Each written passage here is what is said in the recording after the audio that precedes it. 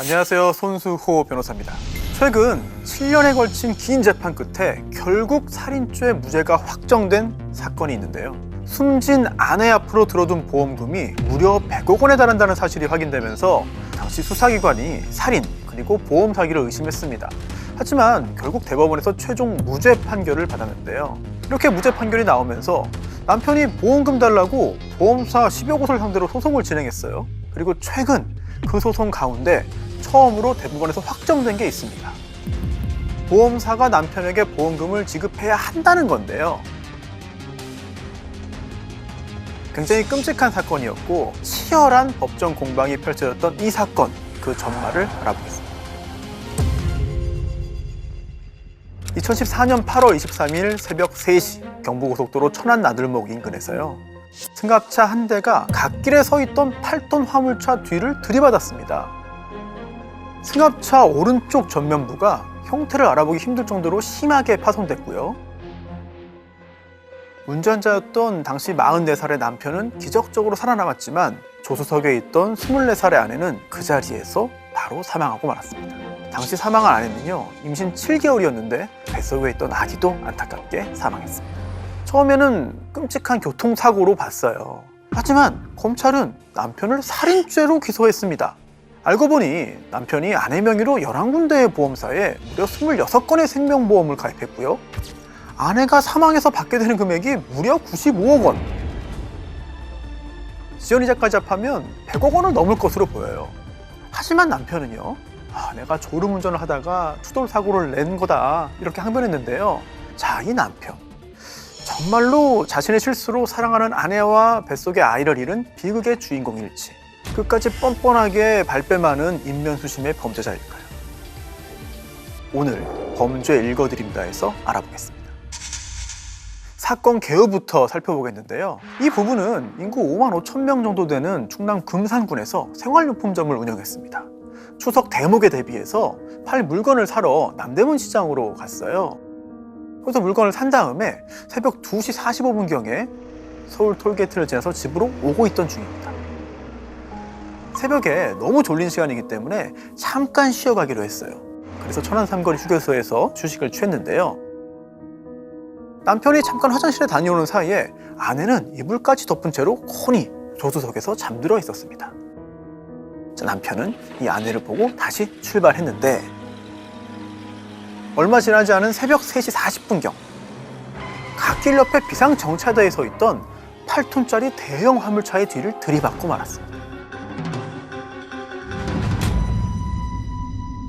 사고 현장에 처음으로 도착한 견인차 기사가 왔어요. 그러자 남편이 내 다리가 끼어 있으니까 의자를 밀어달라 이렇게 말을 했고요. 그리고 사고 현장에 두 번째로 도착한 기사가 옆에 누가 있냐 이렇게 물어볼 때까지 남편은 조수석에 아내가 있다는 사실을 누구에게도 말하지 않았습니다.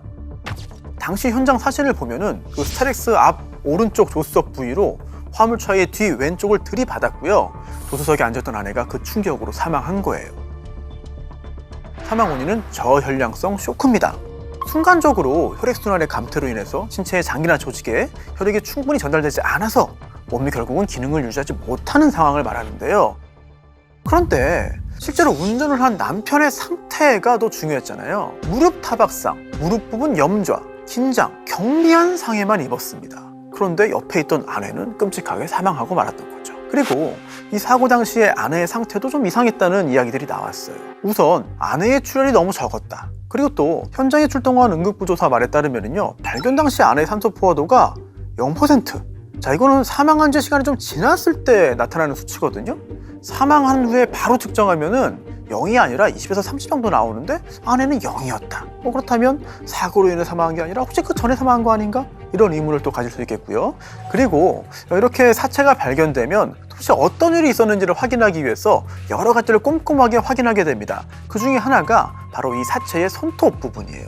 즉 누군가 공격을 해왔다면 이거를 방어하는 과정에서 가해자의 DNA가 피해자의 손톱 부분에 묻을 수가 있습니다. 그래서 이걸 확인해 봤더니 오른쪽 손가락 끝이 조금 많이 훼손되어 있는 상태였어요. 그리고 또 하나 중요한 게 바로 시반입니다. 시반이라는 건요, 심장이 멈추면 이 체내에 있던 혈액이 중력에 의해서 가라앉습니다. 이것 때문에 피부에 여러 가지 흔적이 남게 되는 건데요. 이거를 거꾸로 확인해봐서 사망 추정 시각을 알아낼 수 있게 되는 것이죠. 지금 화면 보시면은요, 이게 아내가 사망한 후에 2시간이 채 되지 않은 상태에서 촬영한 시반이거든요. 그런데 이게 굉장히 진하죠. 그렇다면 이거 혹시 교통사고로 인해 사망한 게 아니라 그 전에 누군가 사망하고 교통사고로 위장한 게 아닐까라는 의문을 제기할 수도 있게 되는 것이죠. 뒤늦게 이 사고를 혹시 범죄일 수도 있겠다라고 판단한 경찰이 사고 발생 10여일 후에 수사에 착수했습니다. 그리고 다행히 폐차되기 직전에 이 차에서 혈흔이 묻은 이불, 그리고 또 조수석 창문 아래에서 소량의 혈흔을 확보한 건데요. 놀랍게도 수면제 성분이 나왔습니다. 당시 아내는 임신 7개월입니다. 그리고 첫 임신이 아니에요. 따라서 임신 7개월인데 이런 성분이 들어있는 약을 먹지도 않았을 거거든요. 그렇다면 누군가 강제로 또는 몰래 먹인 거 아니냐. 그렇다면 이거 남편이 몰래 수면제를 먹여서 아내를 잠재운 다음에 일부러 교통사고를 내서 자신은 살고 아내만 죽게 만든 거 아니냐. 이런 의문이 제기됐는데요. 그리고 또 경찰은요, 남편의 휴대전화에서 지워진 기록들을 복구했습니다. 자, 이 사진들이 언론에 공개되면서 많은 사람들이 분노했습니다. 아내는 사망하고 자신이 병원에 입원했는데 환자복 입은 상태에서 V자를 그리고 환하게 웃는 사진을 찍은 거예요. 여기에 더해서 사고가 난 그 다음 날 핸드폰으로 여러 가지를 검색했어요. 어제 교통사고, 어제 고속도로 사고, 경부고속도로 사고, 이런 거를 검색해서 뉴스를 찾아서 기사, 그리고 첨부된 동영상을 여러 차례 확인했습니다. 자, 이렇게 보니까 뱃속의 아이까지 끔찍하게 살해한 폐륜범죄다, 충격적인 보험살인이다, 이런 생각들을 많은 사람들이 할 수밖에 없었죠. 자, 이런 상황에서요, 판결문을 토대로 이 피고인 남편에 대해서 조금 더 구체적으로 알아보겠습니다.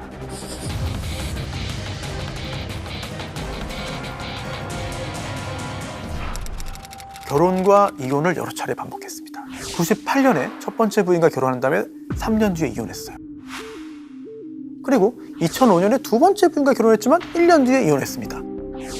자, 그리고 세 번째 결혼은 2008년에 하는데 바로 그 세 번째 결혼의 상대방이 사망한 아내였던 거죠. 그리고요, 자녀도 있어요. 첫 번째 아내와의 사이에서 딸이 있었고요. 그리고 숨진 피해자 사이에서도 딸이 있었습니다. 게다가 이 피해자는 두 번의 임신 중단 수술 후에 네 번째로 임신을 한 상태였고 임신 7개월째였어요. 그리고 주변의 이야기에 따르면 평소 부부 사이가 별로 좋지 않았다. 아내 명의의 보험은 유지했지만 다른 보험들은 또 일부 해지하기도 했다. 게다가 평소에 주변 사람들에게 나 보험 많이 들어놔가지고 마누라 죽으면 잘 먹고 잘 살려고 그래, 돈벼락 맞는 거 어떻게 생각해? 이런 말들을 했다고 해요. 점점점 의심이 더 강해질 수밖에 없는 것이고요. 그리고 어떤 사람의 범죄성을 확인하기 위해서는 전과, 특히 동종 전과 여부를 좀 확인해야 되는데요. 이 남편의 경우에는 예전에 미성년자 성범죄로 수사받은 전력이 있었다, 다른 여자와 그 당시에 내연관계였다, 이런 소문이 돌기도 했습니다. 그리고 차량 안에서 이런 물건이 발견됐어요. 성광근 씨의 사정을 지연시킬 수 있는 국소 마취제. 그리고 피고인 남편에 대한 지능검사, 심리 테스트도 진행이 됐습니다. 그랬더니 죄책감과 우울감을 표현하긴 하지만 그 정도가 일반인에 비해 낮은 것으로 보인다. 대인관계가 피상적이고 감정이입적 공감 능력이 부족한 것으로 보인다. 자, 이 상황을 다 종합해 보면 진정성 있는 인간관계를 맺지 못하고 있음을 시사한다. 또 하나 중요한 게 당시 남편의 경제 상황이에요. 왜냐하면 보험 때문입니다. 일반적으로 월 수입의 20% 정도, 그 이상을 넘으면은 보험금을 얻기 위한 보험 범죄일 가능성, 그런 의심이 더 짙어지는 거거든요. 그래서 당시 남편이 얼마나 버는 사람이었냐, 한 달에 얼마 벌었냐, 이 부분이 굉장히 중요한 쟁점이었어요. 그런데 약간 좀 한계가 있었습니다. 왜냐하면 회사에서 급여를 받으면 이거 다 드러납니다. 그리고 또 신용카드, 체크카드 결제가 많은 업종이면 이거 역시 파악하는 게 어렵지 않아요. 하지만 지방 중소도시에 있는 잡화점이었잖아요. 그러다 보니까 현금 거래가 많았어요. 따라서 매출과 수입을 파악하는 게 쉽지가 않았습니다. 결국 남편에게 직접 물어볼 수밖에 없었는데 남편은 처음에는 500만 원, 700만 원, 나중에 1,500만 원 등등 좀 많이 바뀌었습니다. 자, 그리고요, 2013년에 신잡에서 5천만 원 대출 받았는데 원금 갚지 않고 이자만 갚고 있었습니다. 원금 못 갚는 경우는 많으니까 그거 자체는 이상하지 않잖아요. 하지만 보험을 가입할 때 대출을 받았어요. 그리고 아주 이상한 게 있습니다. 이거는 저는 이 사건 외에는 본 적이 없어요. 아직까지는. 은행 거래를 거의 하지 않고 보험을 통해서 모든 금융을 관리했습니다. 확인해 봤더니 굉장히 많은 금융 거래들이 있었어요. 주거래 금융기관이 신협이었는데 당시 잔고가 23만 원입니다. 은행 계좌에는 넣어놓지 않고 보험을 가지고 이렇게 전체적으로 금융 거래를 하고 관리했다는 거 굉장히 특이한 경우입니다. 그리고 또 이 남편에게는 부동산이 있었어요. 그러면 이렇게 부동산이 10여 건 있으면 부자 아닌가, 보험 많이 들을 수 있지 라는 생각을 할 수 있겠습니다만, 그 부동산 10건이요 실질적으로 남편이 소유한 게 아니라 명의만 빌려줘가지고 명의신탁한 거다, 이런 의혹도 있었습니다. 자, 이렇게 남편의 경제 상황, 여러 가지 중요한 쟁점들을 가지고 있었습니다. 자, 그리고 이 사건 전후에도 의심을 더 크게 하는 상황들이 있었습니다. 사실 그날 아내는요 남편과 함께 서울에 올 계획이 없었어요.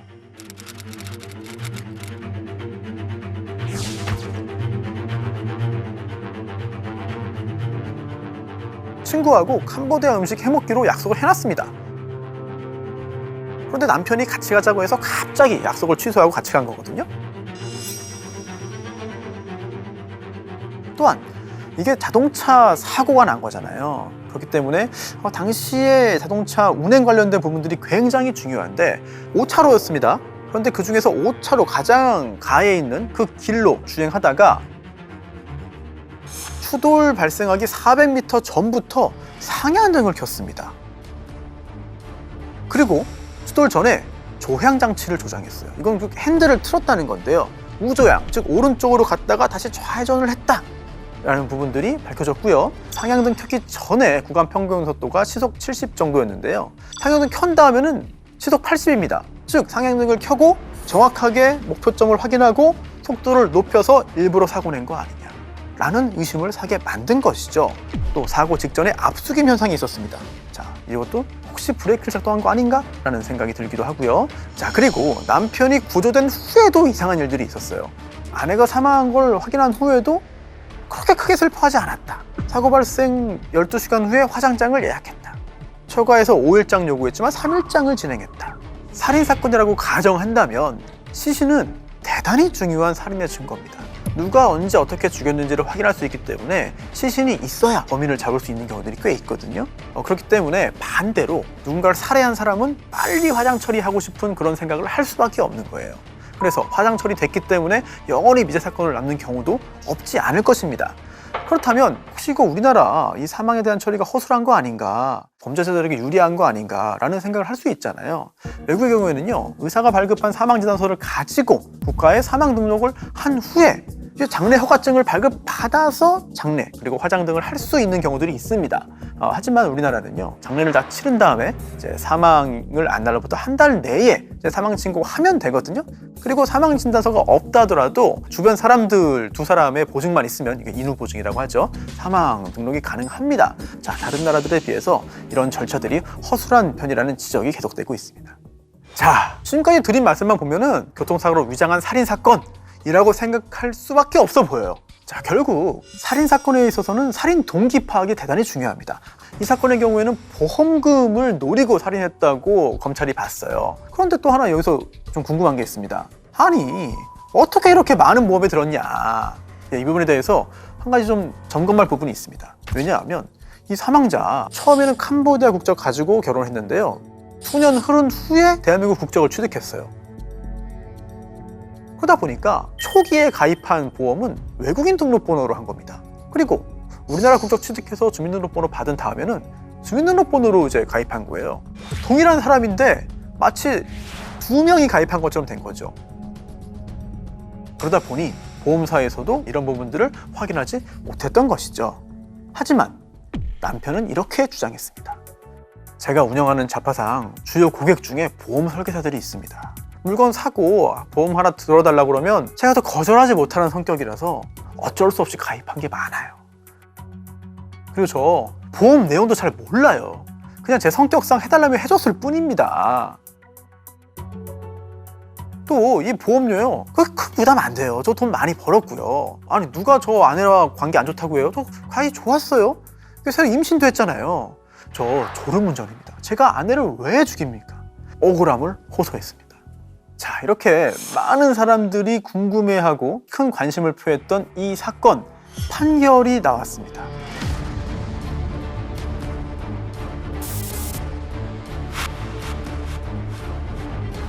제1심 살인죄 무죄였습니다. 자, 왜냐하면 가장 강력한 증거는 영상이거든요. 고속도로에 있던 CCTV 영상을 확보했어요. 하지만 화질이 그렇게 좋지 않았어요. 그래서 자세한 내용들을 확인할 수 없었거든요. 따라서 상당히 다양한 간접 사진들을 모아서 살인죄 증명을 시도했고, 하지만 1심에서는 실패하고 만 거죠. 그렇다면 이 다양한 간접 사실들을 하나하나 점검해 보겠습니다.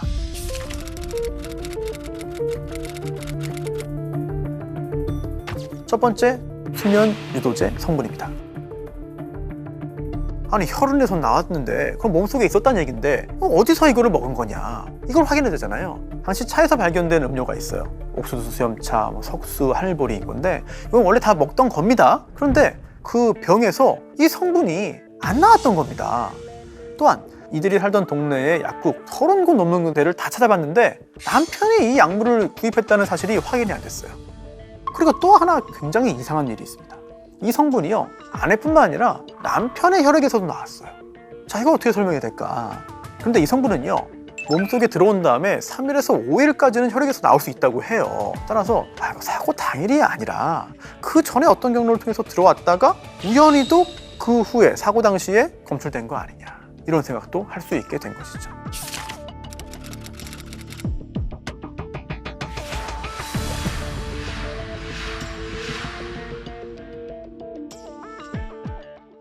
두 번째, 안전벨트입니다. 이들 보고 평소에 안전벨트 잘 안 했다고 해요. 그런데 아내는 역시나 안전벨트 차고 있지 않았습니다만 남편은 그날 안전벨트를 하고 있었다. 자, 이 말은 곧 남편이 나는 살아야 되니까 안전벨트를 메고 아내는 풀어 있었다, 이렇게 검사는 주장했습니다만 이거를 증명할 증거가 사실 마땅히 있지 않았습니다. 자, 그리고 세 번째, 바로 졸음운전. 상당히 중요한 부분입니다. 1심 법원은요, 의도적으로 사고를 냈다는 강한 의심을 가질 수 있다라고 보았습니다. 그런데 이 CCTV 영상 밤이잖아요, 새벽이잖아요. 그리고 화질이 그렇게 좋지 않았어요. 따라서 실험을 통해서 과학적으로 밝히기 위해서 노력을 했습니다만 영상에도 좀 오차가 있습니다. 자, 그리고 이들이 이용한 스타렉스 차량 차폭이 1.4m입니다. 그런데요, 조수석 부분은 상당히 깊게 차량과 추돌했습니다. 그런데 운전석 부분, 아주 좁은 부분만 해를 입지 않았어요. 만약에 내가 피해를 입지 않고 조수석에만 피해를 주려면 정확히 일자로 들어가야 될 것입니다. 따라서 오른쪽으로 조향했다가 왼쪽으로 조향하면서 일자로 들이받았다. 자, 이런 의견의 타당성이 없지 않다라고 재판부도 봤어요. 하지만 이 도면을 정확히 한번 좀 보시죠. 정확한 일자는 아닙니다. 오른쪽으로 틀어져 있어요. 그렇기 때문에 오른쪽으로 갔다가 왼쪽으로 가서 11자로 정확하게 이제 맞춘 게 아니라 졸다가 비틀비틀 하다가 우연히 이렇게 비슷하게 들어간 거 아니냐, 그럴 가능성도 있는 거 아니냐라고 1심 재판부는 지적을 했습니다. 그리고 계속 등장하는 중요한 게 바로 범행의 동기잖아요. 검사가 주장하는 건 돈이고요, 바로 보험금이에요. 그렇다면 전제 조건이 있습니다. 아내는 사망을 해야 돼요. 그래야 보험금이 나옵니다. 그리고 운전자인 남편은 살아남아야 합니다. 그래야 돈을 받잖아요. 그런데 당시 사진 그리고 도면 등을 보면은요, 조금만 틀어졌으면, 조금만 더 오른쪽으로 갔다면 남편 역시 살아남기 힘들었을 것으로 보입니다. 그렇다 보니 졸음운전으로 이런 일이 생겼을 수 있다. 그리고 또 그전에는 살해할 생각이 없이 계속 운전하다가 정말 앞에 그 트럭이 보인 그 짧은 순간부터 살해 결심을 하고 실행했다는 것은 설명이 안 된다. 또한 상향등을 켠 게 정확하게 보고 들어가야지 라고 하는 살인의 증거라고 검사는 주장했습니다만 만약에 정말 살인을 계획해서 실행을 했다면 오히려 그런 의심될 행동을 할 리가 없다. 이런 부분들을 종합해서 1심 법원은 무죄로 봤습니다.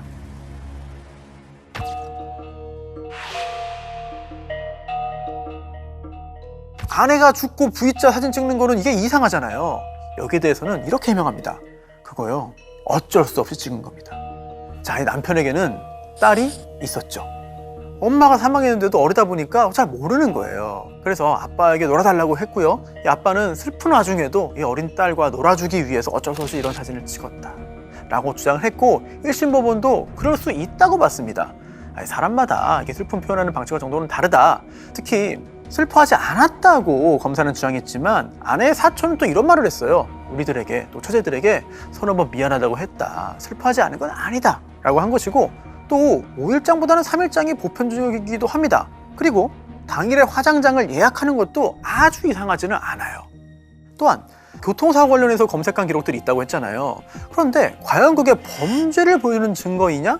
1심은 그렇게 보지 않았습니다. 왜냐하면 완전 범죄, 무죄 이런 걸 검색한 기록은 안 나왔어요. 즉, 내가 어떤 사고를 낸 거지? 우리가 어떤 사고 당한 거야? 이거를 확인하기 위해서 검색했을 수도 있다는 거죠. 물론 여전히 의심되는 부분이 있습니다. 핸드폰을 바꿨어요. 그래서 8월 14일에서 25일 그 사이의 내역은 복구되지 않았습니다. 하지만 일부러 증거를 없애기 위해서 이런 조치를 취했을 수도 있습니다만 또 우연히 됐을 수도 있거든요. 따라서 이 부분 의심은 되지만 이걸 가지고 범행을 단정할 수는 없다는 거죠.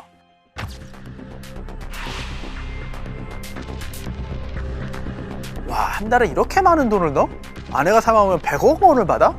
일단 의심을 살 수밖에 없어요. 그리고 이런 보험과 관련된 살인사건이 꽤 많이 벌어지고 있습니다. 그렇기 때문에 이 부분 검사가 의심해서 기소한 것도 이해는 돼요. 그런데 법원은 이렇게 봅니다. 충분히 능력이 있었다고 본 겁니다. 또 아내만 보험을 가입한 게 아니고요. 여러 가지 보험에 가입했어요. 상당히 다양한 보험에 가입을 했습니다. 그리고 95억을 받는다고 이제 보도가 됐는데 전부 다 한 번에 다 받는 게 아니고요. 일부는 또 연금 형태로 받는 거기 때문에 이 부분에 있어서는 약간 좀 과장된 면도 없지 않은 것 같습니다. 그리고 먼저 보험 가입하였다 해도 말한 적도 없어요. 이런 거 역시 무죄의 증거가 된 거죠. 자, 이러한 판단을 거쳐서 1심이 결론을 내립니다. 이 사건 범행을 저질렀을 가능성이 상당하다. 하지만 뭔가 의문이 든다. 합리적인 의심의 여지 없이 남편이 아내를 살해했다고 단정할 수는 없기 때문에 이러한 의문점이 해소되지 않기 때문에 결국은 무죄를 선고합니다. 자, 그러자 검사가 항소했어요. 불복해서 2심으로 갔는데 검사가 여기서 공소장 변경을 합니다. 살인죄가 무죄가 나왔잖아요. 2심에서도 그렇게 되고 확정이 되면 어떠한 처벌도 받지 않습니다. 자, 그러다 보니까 검사는 그냥 풀려나면 안 된다. 그래서 첫 번째로는 살인이지만 그게 아니라면 실수로 교통사고 낸 거잖아요. 그래서 사람을 죽게 만든 거잖아요. 이게 교통사고 처리 특례법 위반입니다. 이거 역시 감옥에 보낼 수 있는 범죄거든요. 중한 범죄거든요. 그래서 예비적으로 교통사고 처리 특례법 위반을 추가했습니다. 그리고 세부적으로 수정한 부분도 있는데요. 증명하기 어려운 부분 몇 개를 또 뺐어요. 안전벨트를 풀었다라든지 또는 수면 유도제 성분을 먹였다든지 이런 부분들은 뺐습니다. 이게 증명이 안 되면 오히려 전체적으로 증명력이 떨어지기 때문에 이런 부분들을 빼고 또 다른 부분만 증명해도 충분히 살인죄 유죄 판결을 받을 수 있다고 판단한 것 같습니다.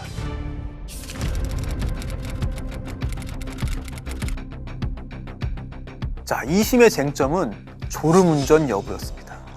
1심에서 졸음운전 가능성도 있기 때문에 살인이라고 단정할 수 없다고 했잖아요. 그럼 반대로 졸음운전 가능성을 배제할 수 있다면 남은 건 살인이 되기 때문이죠. 화물차와 부딪히기 전에 상향등을 켠 거는 사실이에요. 그런데 만약 졸음운전이라면 상향등을 켤 수 있을까? 2차 상향등은요, 수평으로 돼 있어가지고 이게 밀어야 되는 거거든요. 만약에 졸음운전 때문에 우연히 이게 켜졌다고 한다면은 그 영상상의 차도 굉장히 크게 움직였을 것이다. 그런데 영상을 보면 그런 모습은 보이지 않아요. 그렇다면 결국 일부러 켠 것이다. 졸음운전이 아니다 라고 검사는 주장을 했습니다. 자, 그래서 영상을 또 정밀히 판독하니까 오른쪽으로 갔다가 왼쪽으로 갔다가 다시 오른쪽으로 틀면서 사실상 11자 모양으로 충돌하게 됐다는 것도 드러났다고 주장을 했습니다. 그리고 이 차량은 수동 변속기 차량인데 당시 4단으로 돼 있었어요. 그 기어 단에 맞는 속도로 주행하던 중이었습니다. 제대로 운전을 하고 있었다는 거죠. 여기에 대해서 이 남편은 그게 아니라요, 나중에 견인됐을 때 누가 움직였거나 우연히 움직여가지고 그 바뀔 수 있는 거 아닙니까? 라고 주장했지만 2심 법원은 그런 주장은 인정해주지 않았습니다. 자, 그리고 또 중요한 게 나옵니다. 바로 서울 톨게이트를 새벽 2시 45분에 지났고요. 사고 지점에 도달한 게 3시 41분입니다. 휴게소에서 쉰 20분 제외하고 36분 동안 67km 거리를 주행했습니다. 자, 그러면 속도가 어떻게 되죠? 시속 112km입니다. 졸면서 이 속도를 갈 수 있나요? 어렵다고 봤습니다. 또 마지막으로 쉰 다음에 사고 지점까지의 지형도 봐야 돼요. 그런데 20분 동안에 무려 8개의 커브 구간을 지나왔습니다. 그리고 마지막 커브로부터 사고 지점까지 거리가 1분밖에 안 돼요. 이런 걸 볼 때 졸음운전을 한 게 아니라 정상적으로 운전을 했다. 이런 사정을 종합적으로 봐서 2심 법원은 졸음운전이 아니라고 봤어요. 그리고 이렇게 졸음운전이 아니기 때문에 일부러 사고를 내서 아내를 살해한 것이 맞다고 봤습니다. 2심은 살인죄 유죄로 봤습니다. 형량 무기징역입니다. 살인죄는 가장 중한 범죄죠. 사망보험금 타려고 아내를 죽였다. 게다가 아내는 임신 7개월입니다. 그렇기 때문에 더더욱 중한 범죄라고 판단을 받았던 것이고요. 게다가 끝까지 억울하다고 해요. 진지한 반성도 하지 않았습니다. 속죄하고 있지 않았습니다. 결국 우리 사회에서 무기한 격리하는 것이 무거운 형이 아니다 라고 2심 법원은 봤습니다. 자, 이게 끝이 아니에요. 이번에는 남편이 불복했습니다. 그래서 대법원으로 올라가게 됐는데 대법원 유죄 판결을 파기하고 원심법원으로 돌려보냈습니다. 그렇다면 대법원이 왜 무죄 취지로 파기환송했는지 그 주요한 논리를 살펴보겠는데요. 우선 첫 번째, 범행 동기가 잘 납득이 안 된다는 거예요.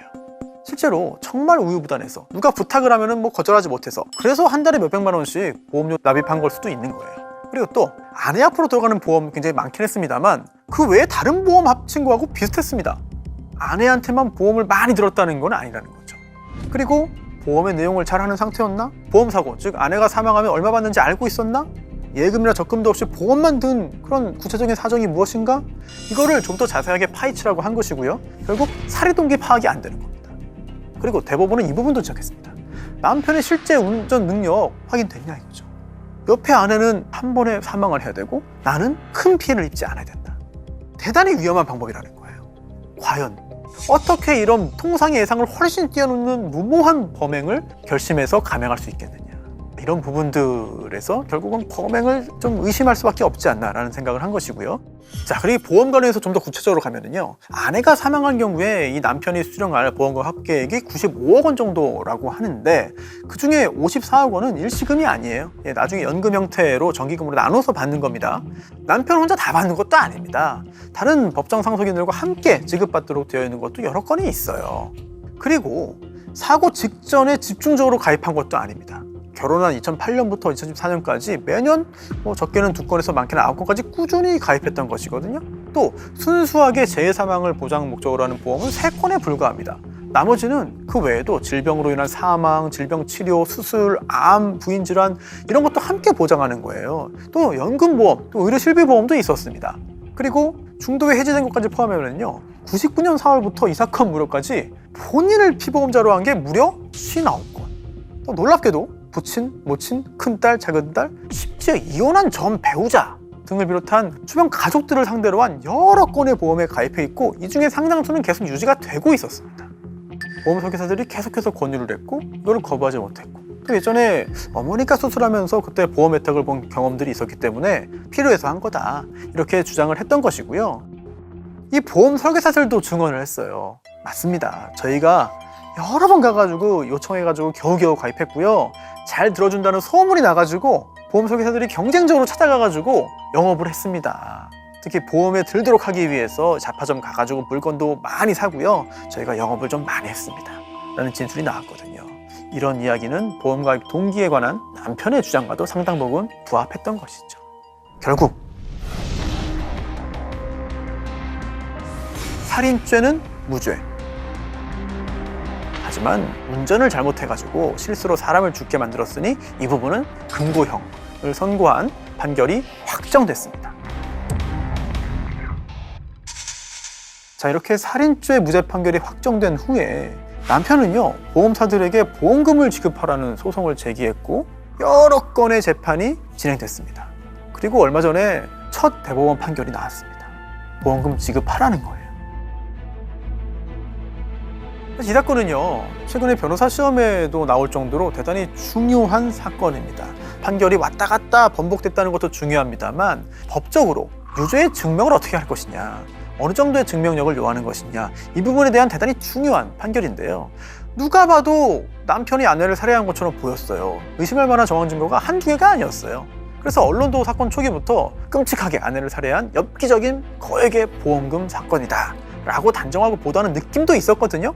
하지만 재판을 거쳐서 최종적으로 살인은 무죄가 확정된 겁니다. 지금도 이거 살인 유죄라고 생각하시는 분들 많은데 피고인은 무죄로 추정돼요. 합리적인 의심의 여지가 없이 유죄의 확신을 가질 수 있어야 유죄 판결 가능한 겁니다. 아무리 정황 증거가 많다 하더라도 법관이 유죄가 아닐지도 모르겠는데 이런 의심이 들면 이거는 무죄 판결을 내릴 수밖에 없고 내려야 한다는 걸 이번 사건을 통해 재확인할 수 있었습니다. 여러 의심스러운 사정에도 불구하고 이 사건에서는 결국 살인 증명에 실패한 거예요. 판사가 살인 아닐 수 있지 않아? 이런 의문을 가졌기 때문입니다. 무죄 추정의 원칙이란 무엇인지, 합리적인 의심이란 도대체 무엇인지, 이게 왜 필요한지, 혹시라도 이게 진범을 놓치게 만들기 때문에 불필요한 거 아닌가, 이런 의문도 가질 수 있겠는데요. 하지만 무죄 추정의 원칙은 우리 사법체계를 지탱하는 핵심 중의 핵심입니다. 합리적인 의심의 여지가 없을 정도로 유죄의 증명을 요구하게 되는데요. 법원이 이렇게 엄격하게 증거를 요구하는 이유는 도대체 뭘까? 우선 첫 번째는 현행 규정 때문입니다. 헌법이에요. 27조 사항에 형사 피고인은 유죄의 판결이 확정될 때까지 무죄로 추정한다고 규정하고 있기 때문입니다. 이렇게 높은 기준을 설정하고 거기에 미치지 못한 경우에는 유죄 판결을 내리지 않기 때문에 수사의 수준도 따라 올라갈 수밖에 없게 되는 것입니다. 자, 그런데요, 이것들보다도 실질적으로 가장 중요한 이유는 바로 재판의 한계 때문이 아닌가 싶어요. 결국 이거는 인간의 한계와도 연결이 되는 것이죠. 이게 무슨 말이냐면요, 판사는 신이 아닙니다. 인간이잖아요. 즉, 이 재판을 통해서요, 인간인 피고인이 과거 어느 시점에 어떤 행동을 한 걸 두고 또 다른 인간인 판사가 역시 인간이 검사, 경찰, 감정인, 증인 등의 도움을 받아서 판단을 합니다. 이게 재판이거든요. 즉, 인간이 인간을 평가하고 판단하는 거예요. 이게 뭘 말하느냐? 당연히 틀릴 수 있다는 얘기입니다. 당연히 오류가 생길 수 있다는 얘기예요. 그런데 이게 자주 틀리면 어떻게 될까요? 사법 체계를 신뢰하지 않게 돼요. 그렇다면 우리 사회에 지탱하는 제도가 붕괴하고요, 우리 국가, 사회가 유지될 수가 없습니다. 그래서 우리는 합의를 한 거예요. 인간인 판사가 내리는 판단이 틀릴 수도 있다. 그러니까 억울한 사람 만들지 않도록 엄격한 요건을 충족한 경우에만 국가가 형벌을 내리도록 하자. 이 말은 곧 바꿔 말하면 그때까지는 무죄로 보는 게 맞다. 이처럼 무죄 추정의 원칙과 또 합리적 의심은 우리 사회와 국가가 유지되도록 만드는 대단히 중요한 이념입니다. 단순히 관념적으로 또 이념적으로만 타당하고 필요한 게 아니라 실질적인 필요에 의해서 만들어지고 지금도 유지가 되는 거죠. 자, 오늘 무죄 추정의 원칙에 대해서 자세히 설명드렸듯이 법관이든 사건을 바라보는 우리 모두들 역시 우리 자신의 판단을 과신하고 성급하게 판단하기보다는 최종적으로 어떤 이유로 판결이 선고되었는지 그 구체적인 근거와 결과를 꼼꼼히 따져보는 자세가 중요할 것 같습니다. 사람을 죽이면 무기징역 정도는 기본으로 나오지 않겠어? 라고 생각하기 쉬운데요. 하지만 살인범에게 선고되는 형량이 언제나 엄청나게 무거운 건 아닙니다. 특별한 경우긴 하지만 징역형의 집행유예가 나오기도 하고요. 심지어 살인죄로 기소됐지만 무죄 판결을 받기도 하죠. 자, 그런데 이렇게 나온 무죄 판결 중에 과연 정말 무죄, 그러니까 진짜 무죄는 어느 정도일까요? 아니, 무죄면 무죄지 정말 무죄는 뭐냐? 진짜 무죄가 또 뭐냐? 이런 의문이 생길 수도 있는데 정말 죄가 없어서, 그러니까 실제로 그런 행동을 하지 않았음이 증명된 경우에만 무죄를 선고하는 게 아니에요. 아주 강한 의심이 들지만 법원에 제출된 증거만으로는 판사가 합리적 의심의 여지가 없는 유죄 확신을 가지지 못해서, 즉 그런 확신의 수준에는 조금 부족해서 어쩔 수 없이 무죄를 선고하는 경우도 생각보다 많습니다. 그렇다면 이 사건에서 법원의 무죄 판결은 과연 어떤 의미일지 사건의 내막부터 살펴보겠습니다. 안녕하세요, 손수호 변호사입니다. 2010년 4월 18일 김 씨와 또 김 씨 여자친구 윤 씨는요, 인천 영종도에서 데이트를 한 다음에 함께 영화를 봤습니다. 그날 밤 11시 20분쯤에 남자친구가 인천 주안에 있는 모텔에 주차를 하고 객실을 예약했어요. 그리고 모텔 근처에 있는 술집에서 술을 함께 마셨습니다. 김 씨는 여자친구에게 지는 사람이 술 마시는 게임하자 이렇게 제안을 했고요. 여자친구는 평소 주량이 소주 반병인데 그날 3병이나 마셨습니다. 그리고 모텔에 가서 더 마실 계획으로 주점에서 나왔는데 모텔 맞은편에 있는 횟집에 가서 낙지를 샀어요. 산낙지를 산 겁니다. 그리고 인근 편의점에서 소주 한 병, 맥주 한 병을 구입해서 모텔로 가서 술을 마셨습니다. 그런데 그날 새벽 4시쯤에 사색이 된 목소리로 모텔 프론트에 걸려온 다급한 전화가 있었습니다. 여자친구가 낙지 먹다가 숨을 쉬지 않는다. 119에 신고해달라. 여자친구 윤 씨는 급히 병원으로 이송됐습니다. 그리고 병원으로 황급히 달려온 가족들 앞에서 남자친구 김 씨가 오열을 했어요. 이런 말도 했습니다. 우리나라에서 치료 안 되면 외국으로 데려가서라도 꼭 살리겠다. 만약에 여자친구가 죽으면 영혼 결혼식이라도 하겠다. 자, 이렇게 사랑하는 연인이 죽을 수 있다는 말에 크게 고통스러워하는 김 씨를 보고 여자친구 윤 씨의 가족들은 고마워했습니다. 그리고 안타깝게도 윤 씨는 결국 이 사고 17일 만에 무산소성 뇌병증 그리고 쇼크로 사망했습니다. 윤 씨의 부모는 불의의 사고를 여겨서 딸을 화장했어요. 그리고 장례를 다 치렀는데요. 여기서 반전이 시작됩니다. 49세를 앞둔 어느 날 사망한 딸이 가입한 2억 원짜리 사망보험 증서가 날아온 거예요. 그런데 그럼 이 사망보험금 누가 받느냐? 봤더니 남자친구 김 씨가 받도록 되어 있던 겁니다. 사고 발생 일주일 전에 보험금 받을 사람이 법정 상속인에서 남자친구로 바뀌었던 거죠. 이게 수상하잖아요. 유족들은 경찰에 수사를 요청했습니다. 혹시 남자친구 김 씨가 우리 딸을 살해한 거 아닌가? 이 부분을 밝혀달라고 했던 것이죠. 그렇다면 유족들은 왜 살인사건을 의심했는가? 첫 번째 이상한 점이 있습니다. 낙지 4마리인데요. 검찰에 따르면 그때 그 낙지는요, 세발낙지처럼 이제 자꾸 가는 게 아니라 큰 낙지예요. 해물탕이나 낙지전골에 사용하는 거였거든요. 게다가 먹기 좋게 손질한 것도 아니고요. 술에 잔뜩 취한 여자친구에게 통째로 먹게 하는 상습밖의 행동을 했다는 것이죠. 무엇보다 이 사진을 보시면 깜짝 놀라실 텐데요. 피해자 윤 씨는 당시 치아 우식증, 그러니까 충치를 심하게 앓고 있었습니다. 실제로 앞니 4개만 정상이고요. 나머지는 다 손상된 상태였어요. 게다가 생전에 낙지를 좋아하지도 않았고 잘 먹지도 못했다. 또 고기를 구워 먹을 때도 성인이 통상적으로 먹는 크기의 3분의 1 정도로 작게 잘라서 먹을 수밖에 없었다. 치아 상태가 이러니까 질긴 음식은 평소에도 피했다는 거예요. 그런데도 다른 사람도 아닌 애인인 김 씨가 왜 윤 씨가 좋아하지도 않던 통낙지를 사서 모텔로 갔는가? 의문을 제기할 수밖에 없는 것이죠. 자, 이런 상황에서 남자친구는 이렇게 주장했습니다. 여자친구가요, 산낙지 먹다가 목에 걸려서 질식한 겁니다. 처음에는 제가 이 입안에서 산낙지가 안 보여가지고 못 빼냈어요. 그런데 내려갔다가 조공문과 함께 다시 올라온 다음에 손가락을 넣어서 제가 빼냈습니다. 그리고요, 현장에 온 의료진이 입에서 산낙지 빼는 걸 제가 직접 보기도 했거든요. 자, 그런데 종업원은 이 남자친구가 빼는 거 못 봤는데요? 라고 진술을 했고, 또 의료진도 저희 뺀 적 없는데요? 라고 말을 했습니다. 결국은 누구 말을 믿을 것이냐, 이런 문제가 생기는 것이고요. 그리고 또 과학적으로 과연 빼낼 수 있는 것인가, 이 부분도 쟁점이었습니다. 그런데 법의학자들은 연화작용이 이루어지기 때문에 처음에는 보이지 않던 게 갑자기 나중에 보여서 빼냈다?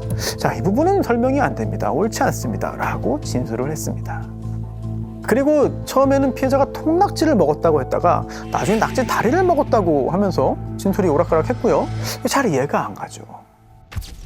두 번째, 모텔에서 병원까지의 거리, 바로 1분도 걸리지 않는 거리였습니다. 윤 씨가 숨을 못 쉬고 기절해 있는 급박한 순간에 모텔에 전화를 해서 119 불러달라고 요청했잖아요. 그리고 또 7층에서 카운터까지 왔다 갔다 했습니다. 1초가 다급한 상황에서 14분이나 질수했고요. 결국 그로 인해 윤 씨를 살릴 수 있는 시간을 놓쳐버린 거 아닌가. 사실 이 윤 씨가 처음에 실려간 병원은요, 모텔에서 1분 거리였습니다. 즉, 김 씨가 처음부터 윤 씨를 안거나 업고 바로 병원으로 갔으면 2, 3분 내에는 도착할 수 있지 않았을까. 그런데 오히려 프런트에 전화를 하고 여러 가지 조치를 취하면서 시간이 10분 이상 더 지체됐다. 이런 의문을 가질 수밖에 없습니다. 1, 2심 재판을 통해서 확인된 내용을 한번 먼저 살펴볼게요. 피해자인 여자친구 윤 씨, 10살 때 부모가 이혼했습니다. 그리고 아버지는 계모와 생활했고 생모는 평택에서 무속인으로 이제 일을 했는데 인천에서 외할머니, 외할아버지, 동생과 함께 살았어요. 형편이 썩 좋은 편은 아니었습니다. 그리고 나이도 어렸고요. 사회 경험도 좀 부족했어요. 심지어 2009년에 외할머니가 췌장암 진단을 받았고요. 생모도 자궁경부암 전력이 있었습니다. 그 다음 남자친구 김씨인데요. 좀 여러 명의 여자가 등장을 해요. 2008년부터 당시 27살인 여성과 교제를 했고요. 그런데 2009년 3월에 보험약관 대출금 100만 원을 본인이 빌렸습니다. 그리고 그해 여름에는요, 또 그 여성의 국민은행 대출금 500만 원도 빌렸습니다. 그리고 이어서 1000만 원 대출받아가지고 차량도 사요. 그런데 이 날짜가 좀 겹칩니다. 2009년 2월부터는 피해자인 윤 씨와 연인 관계였고, 또 2010년 2월부터는 26살의 또 다른 여성과 또 연인 관계였습니다. 또 그 여성 명의로 490만 원, 700만 원 대출받아서 쓰기도 했습니다. 자, 그리고 이 사건의 피해자인 윤 씨와 교제를 하던 중 피해자에게 가족력이 있으니까 암보험 드는 게 좋겠다라고 말을 해서 마침 김 씨에게는요, 보험 일을 하는 고모가 있었어요. 그래서 고모를 통해서 사망하면 거액의 보험금 탈 수 있는 보험이 있는지, 또 법정 상속인이 아닌 다른 사람도, 이게 혼인을 안 했으니까요, 남자친구인 김 씨가 보험금 수령할 수 있는지 등등을 확인을 하고요, 여자친구에게 암보험 들어줄 테니까 우리 혼인신고 하자라고 제안했는데 여자친구는 혼인신고를 거부했습니다. 그냥 보험만 들겠다라고 했고요. 그러자 김 씨는 고모에게 사망보험금 큰 거 들자 라고 말해서 한 달 보험료가 13만 원이에요. 그리고 보장 내용은 상해 사망 시 2억 원, 질병 사망 시 2억 원, 암 진단비 2천만 원. 자, 이런 보험이었습니다. 처음에는 보험금 받는 사람이 법정 상속인이었습니다. 자필서명을 받아서 보험계약 체결한 후에 보험금 받을 사람을 남자친구 본인으로 변경하게 됐습니다. 이게 2010년 4월 무렵입니다. 이렇게 보험에 가입한 다음에 보험금을 가로채기로 마음먹고 사고로 가장해서 여자친구 윤 씨를 살해한 것이다 라고 검사는 판단했습니다. 이런 상황에서 검사가 이 사건을 살인으로 판단한 근거는 이렇습니다. 산낙지가 기도를 막아서 질식하는 것처럼 꾸며서 피해자를 살해한 다음에 사망보험금을 받기로 마음먹고 기회를 노리고 있었다는 거죠. 그러던 중 2010년 4월 18일 그날 피해자와 함께 영종도에 갔고 술게임 했다고 그랬잖아요. 그리고 여자친구는 주량이 소주 반병입니다. 그런데 만취하게 유도를 했고, 그리고 모텔로 가서 산낙지를 안주 삼아 술을 더 마시자고 유인을 했다는 거예요. 그런데 산낙지 4마리 샀는데 2마리는 썰었습니다. 하지만 2마리는 손질하지 않고 산채로 포장을 했다. 이때 피해자의 상태를 본 사람들이 있어요. 그래서 증언을 받아봤더니 이 여성이 술에 취한 채 카운터에 기대에 있었다는 거예요. 완전히 인사불성은 아니었다는 거죠. 그때 소주 한두 병, 맥주 한 병 구입해서 모텔에 들어가서 술을 마신 겁니다. 그리고 새벽 4시에서 4시 20분 사이에 피해자가 만취해서 저항할 수 없는 상태가 되자 불상의 방법으로 피해자인 여자친구의 코와 입을 막아서 질식하게 했다. 내사에 빠졌고 결국 5월 5일 사망하게 됐습니다. 자, 여기서 연결되는 게 또 하나, 사기입니다. 조금 전 말씀드린 것처럼 살해한 다음에 보험금을 타려고 시도한 거, 이거 자체가 보험 사기라는 거죠.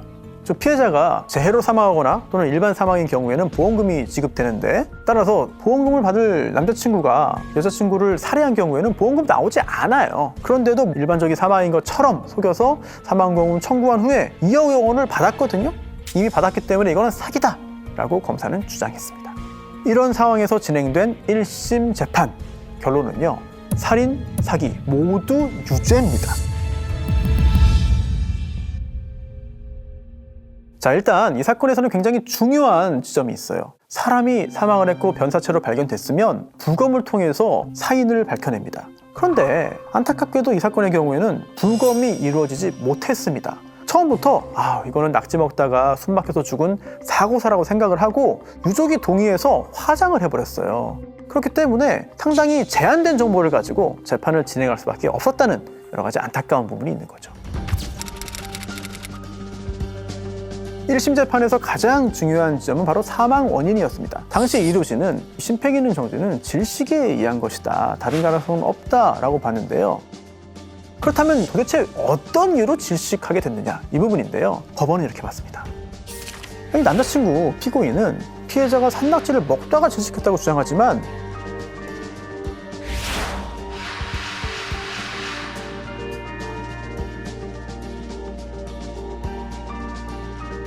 도저히 받아들일 수 없다라고 본 거예요.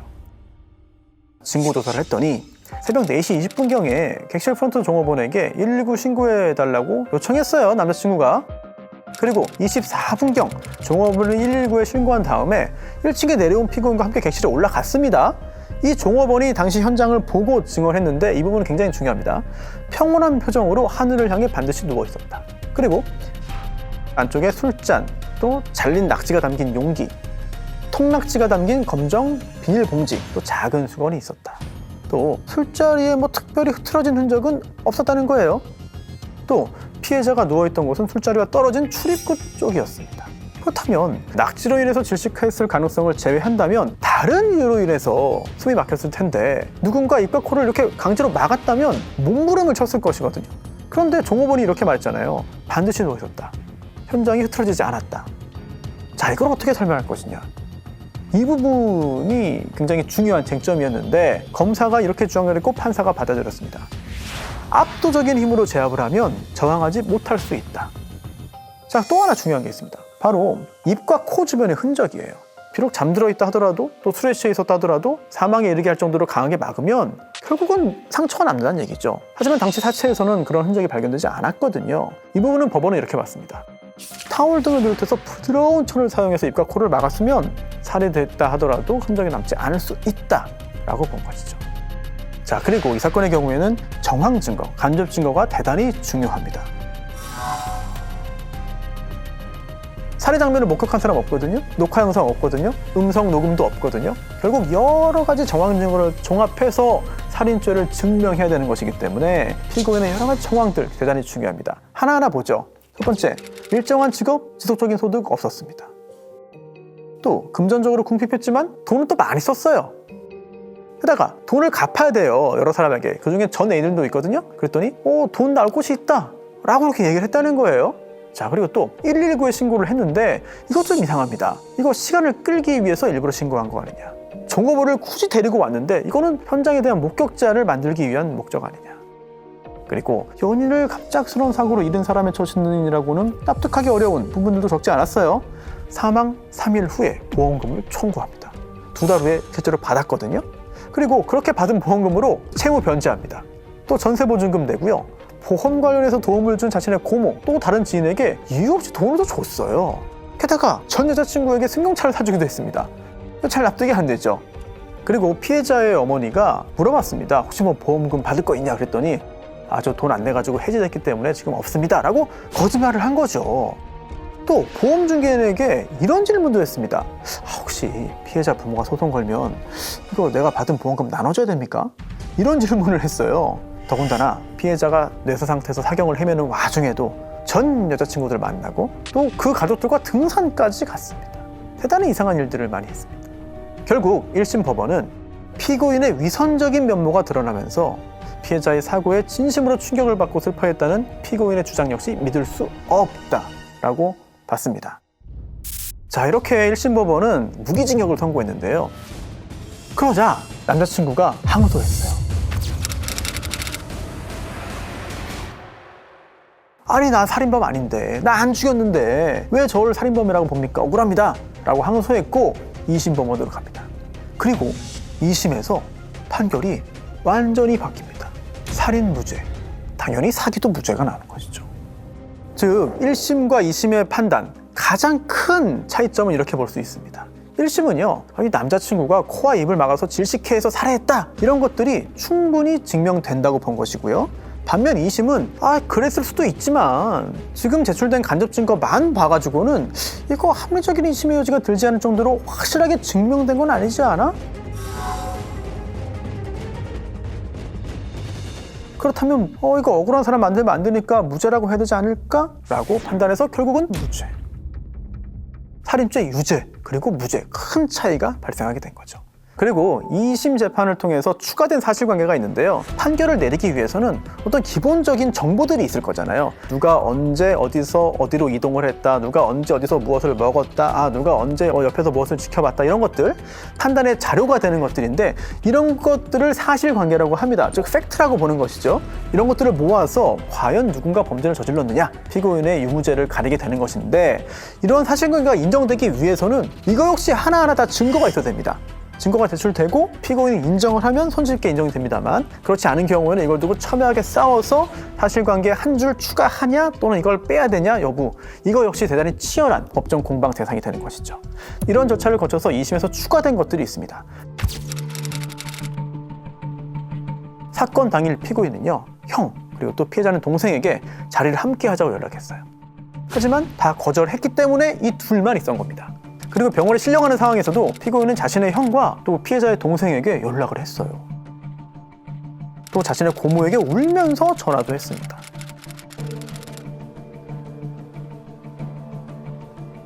그리고 살인죄 유죄로 본 1심 판결에는 특별히 언급이 되지 않았습니다만 무죄로 본 2심 판결에는 이 부분이 나와 있습니다. 당시 거만이의 그 이야기인데요.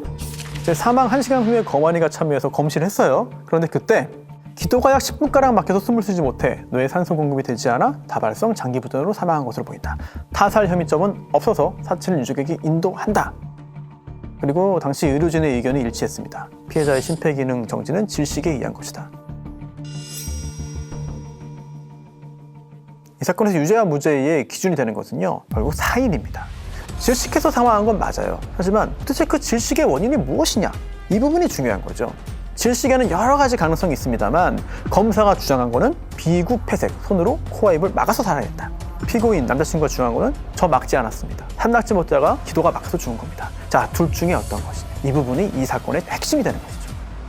형사재판은 검사의 주장이 증거로 증명되냐, 그렇지 못하냐, 이걸 따지는 거예요. 따라서 비구폐색으로 인한 질식 맞습니까? 라고 법의학자들에게 물어봤습니다. 첫 번째 법의학자는 이렇게 말했습니다. 코와 입을 막아서 살해하면 구강 내에, 입 안에 또는 입 주변에 손상이 동반됩니다. 하지만 부드러운 물체로 막으면 특별한 흔적이 나오지 않는 경우도 있습니다. 라고 말을 했습니다. 또 다른 법의학자는 그 비구폐색으로 사망한 경우에 입주위 손색이 없었던 거를 제가 직접 보지를 못했습니다. 하지만 술에 취하거나 또는 약물에 의해서 정신을 잃었다면 흔적이 남지 않을 수도 있습니다. 세 번째 법의학자는 비구폐색으로 인한 타살이라면 아무리 부드러운 걸로 눌러도 결국은 치아가 움직이기 때문에 구강 내에 흔적이 남습니다. 출혈 그리고 파열이 생길 수밖에 없습니다. 이렇게 법의학자마다 약간 의견이 좀 달랐습니다. 법원은 이러한 전문가들의 의견을 종합해서 이렇게 판단했습니다. 정상적인 성인이라면 아무리 만취라 하더라도 코와 입을 막아서 살해하려면 상당한 압박이 필요하다. 따라서 얼굴 등의 흔적이 남았을 것이다. 물론 본능적인 생존의지도 없을 정도로 의식을 아예 잃었거나 또는 아주 어린 영아이거나 또는 고령의 환자라면 흔적이 남지 않을 수도 있지만 이 사건의 경우에는 그렇지 않았다고 본 거죠. 즉, 저항이 불가능한 상태였다는 증거가 없다는 거예요. 자, 이렇게 비구폐색으로 확실할 수 없는 상황이라면 피고인의 주장, 낙지 먹다가 숨 막힌 거다. 자, 그게 맞든지 여부도 좀 확인해야 되잖아요. 이거 역시 법의학자들의 의견을 좀 받아봤습니다. 2명의 법의학자는 이렇게 말했어요. 무심코 입에 넣으면 머리든 다리든 충분히 입에 들어갈 수 있을 것으로 보인다. 자, 또 다른 법의학자는요. 산낙지는 빨판이 있다. 그래서 기도 위쪽에 걸려 있다면 손가락을 꺼낼 수도 있다. 심지어 피해자가 본능적으로 뱉었을 가능성도 있다. 그리고 이들이 공통적으로 얘기한 게 있어요. 만약 질식으로 심폐기능이 정지하게 되면은 얼굴 표정이 이제 펴진다. 그래서 편안한 것처럼 보일 수 있다는 거죠. 따라서 질식이 이루어졌다고 해서 강하게 몸부림치는 것은 아니다라고 의견을 밝혔습니다. 자, 그런데 여기서 한 가지 꼭 짚고 넘어가야 하는 부분이 있습니다. 바로 부검인데요. 지금 우리가 비구폐색입니까? 또는 기도폐색입니까? 그 외의 가능성이 있습니까? 등등을 아주 어렵게 지금 찾아가고 있어요. 그런데 만약에 당시 사체를 부검했다면 생각보다 쉽게 진실을 밝혔을 수도 있습니다. 그런데 안타깝게도 당시에는 살인이라고 생각도 못했고 낙지 먹다가 숨 막혀 죽었다고 가족들이 판단했기 때문에 빠르게 화장을 했고 부검은 진행되지 못했습니다. 그래서 뒤늦게 재판 과정에서 증거가 좀 부족한 상황에 처하고 말았는데요. 게다가 질식사로 봤기 때문에 현장에 있던 낙지도 수거하지 않았어요. 그거 역시 증거로 남아있지가 않습니다. 자, 이렇게 2심은 1심과 달리 살인, 무죄 판단했는데 그렇다면 여러 가지 정황 증거에 대해서 어떻게 봤는지도 좀 살펴볼 필요가 있겠어요. 우선 보험인데요. 평소에 자신을 키워준 고모의 생계를 돕는 차원에서 가입한 것이다. 그래서 가능성이 있다는 거고요. 또 두 번째는 종업원이 있을 때 피해자의 목에서 산낙지를 뺐다는 주장, 종업원을 못 봤다고 했는데 반드시 종업원이 있을 때 뺐다고 볼 수는 없다. 또 종업원은요, 당시에 피고인이 심폐소생술을 하고 또 피해자 입에 손을 넣는 건 봤지만 꺼내는 건 못 봤다고 한 거잖아요. 그러면서도 계속 주시한 건 아니라고 했어요. 그렇다면 실제로 꺼냈지만 종업원이 보지 못했을 가능성도 충분히 있다는 거죠. 자, 그리고 세 번째로요. 남자친구의 증언이 왔다 갔다 한 건 맞습니다. 뭐 통낙지 먹었다고 했다가 다리 먹었다고 했다가 일관성 없긴 해요. 하지만 잘 생각해보면 피해자뿐만 아니라 피고인도 술에 많이 취해 있었습니다. 그렇기 때문에 진술이 다소 일관되지 못할 가능성 충분히 있다는 거예요. 그리고 또 계속 머릿속에 남아있는 게 아까 그 치아 사진입니다. 그런 상황에서 어떻게 낙지를 스스로 먹느냐, 이건 아무리 해도 난 이해할 수 없어 라고 생각하시는 분 많이 계실 텐데, 물론 낙지를 먹기 힘든 상태인 건 맞아요. 하지만 사고 당일에 피해자도 동생에게 낙지 먹으러 가자고 전화를 했다는 거예요. 물론 낙지 먹으러 가자는 게 내가 많이 먹을게 뭐 동의어는 아닙니다만 완전히 못 먹는다고 단정할 수는 없다는 것이죠. 자, 이런 것들을 종합적으로 고려해서 결국 1심과 달리 2심은 살인의 증거가 부족하다, 살인을 했다고 단정할 수 없다고 보아서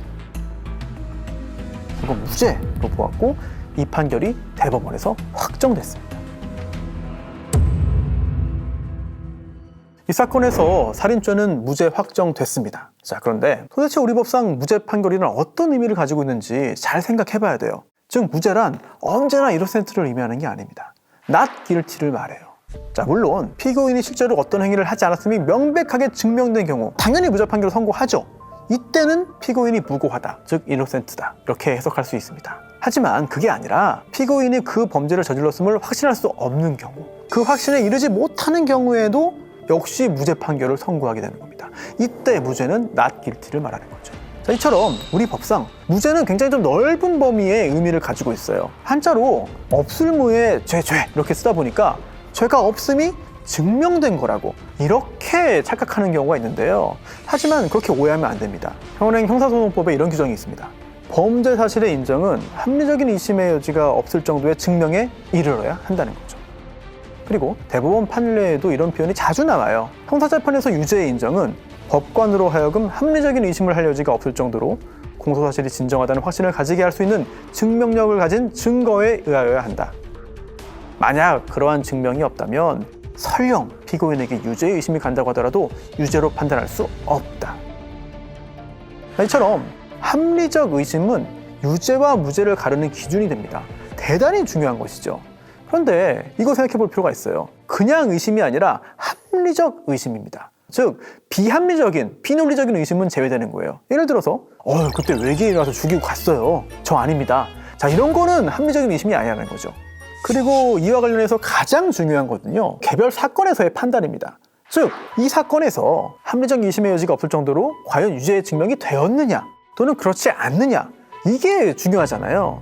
그런데 이걸 누가 판단하느냐? 판사가 합니다. 이거를 자유심증주의라고 하는데요. 증거의 증명력은 법관의 자유 판단에 의한다는 거예요. 이처럼 판사가 대단히 중요한 역할을 하고 있고, 실질적으로 유죄와 무죄를 가르는 것, 판사에게 많은 부분이 맡겨져 있습니다. 이 사건을 통해서 도대체 합리적 의심이란 무엇인지, 또 합리적 의심의 여지가 없을 정도의 증명을 요하는 이유는 무엇인지, 합리적 의심의 정도를 누가 판단하는지 깊게 고민해 볼 수 있었는데요. 여러분도 법이 요구하는 합리적 의심이 도대체 어느 정도인지에 대해서 이 사건을 토대로 생각해 보시면 좋을 것 같습니다. 지난 2019년 10월 4일 청와대 국민청원 게시판에 내 여자친구를 성폭행한 30년 지기 친구, 이런 글이 올라왔어요. 청원의 내용은 이렇습니다. 무엇과도 바꿀 수 없을 만큼 소중한 친구였다. 5살 때 만나서 36살까지 제일 친하게 지낸 친구였다. 그런데 그 친구가 내 여자친구를 상대로 성범죄를 저질렀다고 주장한 겁니다. 그로부터 5개월 뒤 30년 지기 고향 친구를 흉기로 살해한 혐의로 30대 남성이 체포됐습니다. 바로 국민청원 게시판에 그 글을 쓴 그 남성인데요. 결국은 자기 친구를 살해하고 만 거죠. 대체 무슨 일이 있었던 것인지 함께 알아보겠습니다. 안녕하세요. 손수호 변호사입니다. 국민청원 게시판에 글을 쓴 30대 남성 A씨는요, 친구 B와 5살 때부터 같은 동네에서 살았습니다. 초등학교부터 고등학교까지 다 동창이에요. 30년 동안 친하게 지낸 절친이었습니다. A씨는요, 친구 B에게 자신의 여자친구 C를 소개했습니다. 그런데 2019년 9월 22일 여자친구 집에서 셋이 함께 술을 마신 다음에 잠에 들었어요. 자, 그런데 친구 B가 침대에서 자고 있던 A의 여자친구 C를 가늠한 사실을 뒤늦게 알게 됐습니다. 이 부분을 추궁했어요. 그랬더니 친구 B가 처음에는 그 사실을 인정했습니다. 그런데 그 후에 경찰 수사 단계에서는 범행을 부인했어요. 그리고 사과도 안 했습니다. 이런 일을 겪게 된 여자친구, 자살을 시도하는 등 정신적인 고통을 겪었는데요. A가 격분했죠. 친구 B가 구속되어야 한다면서 국민청원 게시판에 글을 쓴 거예요. 하지만 B는 불구속 상태로 기소됐습니다. 자, 그리고 범행을 인정하기보다 변호인을 선임하고 변명으로 일관했습니다. 그러자 A는 화가 나서 B를 살해하기로 결심한 거죠. 이렇게 살인 결심을 한 A는요, 2020년 3월 2일 오후 5시경에 그동안 연락을 쭉 피하고 있던 친구 B에게 먼저 안부 전화를 했습니다. 대전의 한 초등학교 운동장에서 만나기로 한 거죠. 자, A는 차에 보관하고 있던 길이 28cm인 식칼, 이걸 가지고 이제 B를 만나러 간 거죠. B를 만난 A는요, 모텔로 이동해서 술을 더 마시자고 했고요. 함께 모텔로 이동했습니다. 여기에서 A는 여자친구에 대한 B의 중간간 범행에 대해서 이야기를 했습니다. 그러다가 흥분해서 서로 몸싸움을 벌였는데 식칼로 B의 오른손 부위를 자르고요. 또 도망가는 B의 등을 칼로 여러 번 난도질했습니다. 이렇게 넘어뜨린 다음에 목 부위를 무려 30번 찌르고요. 오른쪽 허리뼈 부위와 옆구리까지 수차례 찌르는 끔찍한 범행을 저질렀습니다. 당연히 B는 경부와 흉부의 다발성 자창으로 사망하고 말았습니다. 자, 여기까지만 봐도 대단히 끔찍한 살인이거든요. 아주 끔찍하게 여러 번 찔렀어요. 그런데 더 경악스러운 일이 발생하고 맙니다. A는요, 자신이 살해한 B의 성기 부위를 식칼로 잘랐습니다. 자른 거에서 그치지도 않았어요. 검은색 비닐봉지에 이걸 담았습니다. 자, 담은 거에서 그친 것도 아니에요. 어디론가 갑니다. 바로 전 여자친구가 거주하는 원룸으로 가는데요. 현관 출입문에 그 성기를 담은 비닐봉지를 걸어두고 왔습니다. 아주 엽기적인 행동을 한 거죠. 자, 그리고 A씨는 기소되어서 재판으로 넘겨졌는데 살인 그리고 사체 손괴 혐의로 재판을 받게 됐습니다. 자, 1심 법원 다 유죄로 봤습니다. 징역 20년, 10년 동안 전자발찌를 부착하라는 명령까지 내려졌습니다. 이 사건의 핵심은 형량이었어요. 즉 양형 판단입니다. 왜냐하면 A씨 입장에서 B씨를 찔러 살해한 것을 부인할 수도 없는 상황이고 또 성기를 절단함으로써 사체를 훼손한 사체 손괴도 부정할 수가 없습니다. 다 인정할 수밖에 없거든요. 그렇기 때문에 남은 쟁점은 형량입니다. 그러면 이 사건에서 특별히 중요한 양형 요소는 무엇인가? 이 부분을 찾아봐야 그래야 1심의 징역 20년이 적당한지 너무 무거운지 아니면 너무 부족한지 이 부분을 판단할 수 있겠죠. 자, 가장 중요한 양형 요소, 계획성 여부입니다. 계획 범죄인지 아니면 우발적인 범죄인지. 여기에 대해서 A씨 측은 이렇게 말했습니다. 계획적으로 범행한 거 아닙니다. 우발적으로 범행을 했을 뿐입니다. 그러자 검사가 이렇게 말합니다. 아니, 이렇게 큰 식칼을 가지고 이동을 했고 모텔까지 갔는데 이게 어떻게 우발적입니까? 죽이려고 가져간 거 아닙니까? 자, 여기에 대해서 변호인이 다시 한번 재반박을 합니다. 그래요? 죽이려고 가져간 게 아니라 특정한 의식을 위해서 가져간 겁니다. 칼을 앞에 놓고 두 사람이 앉아가지고 진실을 말하는 겁니다. 이런 특전사 의식이 있습니다. 그것 때문에 가져간 거예요. 이처럼 사람을 죽일 계획이 있었던 게 아니고요. 대화를 했는데 제 친구가 모욕적인 말을 해가지고 칼이 앞에 있길래 우발적으로 살해한 겁니다. 하지만 법원은 계획적인 살인이라고 인정을 했습니다. 아니, 칼을 가지고 갔고 모텔 갈 때도 칼을 소지했고 그 전에 여자친구가 헤어지자고 할 때마다 나 친구 B 죽이고 나 자살할 거야 말을 했는데요. 실제로 B를 죽인 다음에 A는 여자친구의 집 지하 주차장에서 자살을 시도했습니다. 그렇게 예고했던 거, 그렇게 경고한 대로 행동을 했던 거예요. 그리고 성기를 절단해서 사진을 찍어서 또 다른 지인에게 보내기도 했거든요. 자, 종합적으로 볼 때 우발적인 범행이 아니다. 극도의 혐오감과 복수심에서 계획적으로 살해하고 그 살해 사실을 여러 사람들에게 보여준 것이다라고 하는 거죠. 그리고 A는 사체 손괴가 아니라고 주장을 했어요. 그러면 절단하지 않았다는 건가요? 아닙니다. 절단은 했다. 성기는 절단했다. 하지만 사체 손괴는 아니다라고 주장했습니다. 사체 손괴는 사체를 손괴해야 성립하는 범죄예요. 그런데 사체가 아니라 살아있는 사람의 신체 일부를 절단했다면 이건 적어도 사체 손괴가 아닙니다. 물론 살해 행위가 더 잔혹하게 보일 수 있고 오히려 형량이 더 높아질 수 있습니다만 사체 손괴가 아니라고 주장을 한 거예요. 하지만 이 부분 인정되지 않았습니다. 과학적으로 증명이 가능해요. 자, 왜냐하면 살아있는 상태에서 신체를 절단하면 당연히 출혈이 일어납니다. 그런데 이 사건에서 성기와 고환 그 주변 부위가 절제되어 있는데 출혈이 특별히 많지 않습니다. 남성의 성기 부위는 해부학적으로 혈관이 대단히 풍부하게 있습니다. 그렇기 때문에 생전에 절단했다면 대단히 심한 출혈이 동반될 수밖에 없어요. 자, 이거는 사망한 후에 사체가 된 상태에서 예리한 도구로 절단했기 때문이라는 것이죠. 이처럼 과학수사에 의해서 사체 손괴 역시 인정이 되었고 이 부분을 종합해서 징역 20년형을 선고했습니다. 그러자 검사가 항소했어요. 형량이 너무 낮다는 거죠. 즉 1심의 징역 20년 선고는 양형부당이다. 더 강한 처벌 내려주십시오. 항소를 했고 2심 판결이 내려졌습니다. 자, 2심, 1심보다 더 높은 형량을 선고합니다. 징역 25년, 5년이 늘었습니다. 1심의 징역 20년이 적당한지에 대해서는요, 여러 가지 요소가 있습니다만 핵심은 두 가지입니다. 첫 번째, 참작 동기 살인인지, 두 번째, 계획적 살인인지 아니면 우발적 살인인지. 자, 먼저 참작 동기 살인인지 여부에 대해서 살펴보겠는데요. 대법원 양형 기준에 의하면요, 살인에는 5가지 유형이 있어요. 먼저 가장 일반적인 보통 동기 살인이 있고요, 비난 동기 살인, 중대범죄 결합 살인, 극단적 인명경시 살인은 대단히 좀 높은 처벌이 이루어집니다. 그리고 반대로 보통 동기 살인보다 더 낮은 수위가 있어요. 바로 참작 동기 살인인데요. 이러한 참작 동기 살인은요, 동기에 있어서 특별히 참작할 사유가 있는 살인입니다. 양형 기준상 다음 요소 중에 하나 이상에 해당하면 참작 동기 살인이 되기 때문에 형량이 내려갈 수 있습니다. 첫 번째, 피해자의 귀책 사유 있는 살인.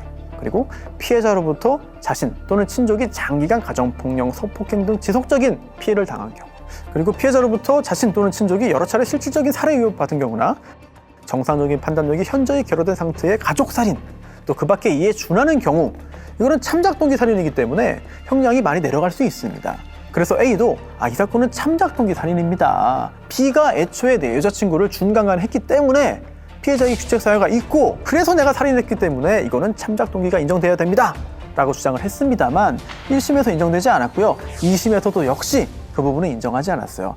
이거는 피해자에게 귀책 사유가 있는 살인이라고 볼 수가 없다는 거죠. 결국 보통 동기 살인이 유지됐습니다. 그리고 두 번째 양형상 쟁점이 바로 계획살인이냐 아니면 우발적인 살인이냐 이 부분인데요. 2심 법원 역시 계획적인 살인이라고 봤습니다.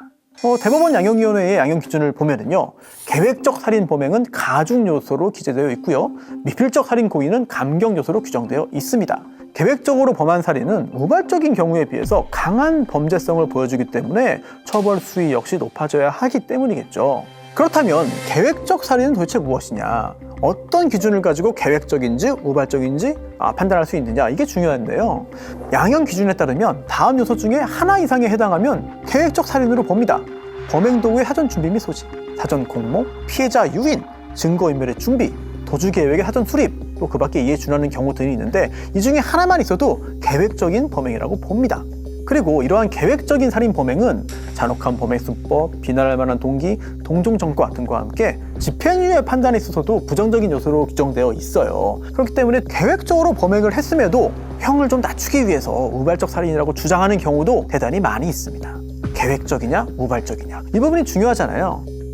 자, 이 사건에서 피해자의 목 왼쪽에서 약 14개의 최대 길이 9cm 정도인 자창이 발견됐고요, 또 절창도 발견됐고, 또 목 오른쪽에서 12군데의 자창과 절창이 발견됐어요. 그리고 피해자의 옆구리를 비롯해서 온몸에서 수십 군데의 절창 자상이 발견됐거든요. 자, 이거는 피고인이 공격을 방어하고 회피하려는 피해자를 식칼로 수십 차례 찔러 살해한 것으로 보인다. 이러한 범행 방법에 비추어 볼 때 모욕적인 말을 듣고 우발적으로 범행에 이른 것이 아니라 애초부터 극심한 복수심 또는 적대적 감정을 가지고 계획적으로 이 사건 범행에 이른 것으로 보인다고 판단했습니다.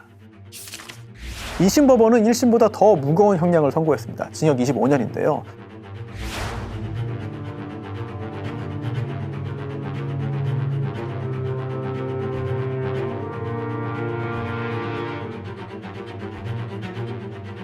범행 수법이 매우 잔혹하고 엽기적이다. 그리고 A는 이렇게 칼을 가지고 간 이유에 대해서 특정 사회는 칼을 앞에 놓고 서로 진실을 이야기하는 관행이 있고 그런 의식을 치르기 위해서 칼 가져간 거다 라고 주장했습니다만 법원이 볼 때 아무리 봐도 그걸 인정할 증거가 없다는 거예요. 게다가 친구 B는 특전사 출신도 아니었어요. 그렇기 때문에 그런 의식을 하기 위해서 칼 가지고 왔다? 이런 주장 수긍하기 힘들다고 봤습니다. 그리고 A는요, 그 전에 이미 여자친구 C에게 음성 메시지를 보냈어요. 널 놓아주겠다. 친구를 죽이고 자살하겠다. 그리고 실제로 그에 따라서 실행을 한 거거든요. 또 이 사건을 취재해온 기자에게 마지막을 암시하는 메시지를 보냈습니다. 그동안 감사했습니다. 그리고 또 그 당시에 하면 우발적 살인, 지금 하면 계획적 살인, 이렇게 살인을 염두에 두는 문자 메시지를 보냈던 것이죠. 그렇기 때문에 계획적인 범행으로 인정받을 수밖에 없었던 것이죠. 그리고 A는요, 이런 주장도 했어요. 자신과 여자친구가 예전에 보도방을 운영하면서 B로부터 합의금을 받기 위해서 허위로 성폭행 신고한 것이라고 소문을 냈다. 인터넷에 글을 올렸다. 이렇게 주장했습니다만 정작 증거가 없습니다. 이런 사항을 종합해서 2심 법원은 징역 25년형을 선고했습니다. 자, 이렇게 끔찍한 범행을 저지른 A, 놀랍게도 특별한 전과가 없었습니다. 물론 전과 여부만을 가지고 그 사람의 악성과 범죄성과 그 사람의 성향을 평가할 수는 없어요. 하지만 그렇다더라도 대단히 중요한 단서 중에 하나거든요.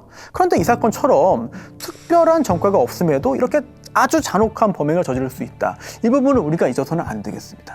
사실 우리가 전혀 생각하지 못한 상황에서 전혀 경계하지 않은 사람에 의해서 범죄 피해를 입을 수도 있어요. 그리고 그 피해가 상당히 심각할 수도 있어요. 그렇기 때문에 우리는 항상 주변을 경계할 수밖에 없는 것이죠. 또 이 사건 살해 방법 대단히 잔혹해요. 그리고 이어진 성기 절단과 또 현관 문고리에 걸어놓는 행위 대단히 엽기적이죠. 이거는요, 헤어진 전 여자친구에 대한 가해 행위이기도 합니다. 여자친구를 위한 행동을 한 것이 아니라 오히려 평생 공포심을 갖고 살도록 만든 거예요. 법적으로도 사회적으로도 해악이 큰 행위를 저지른 겁니다.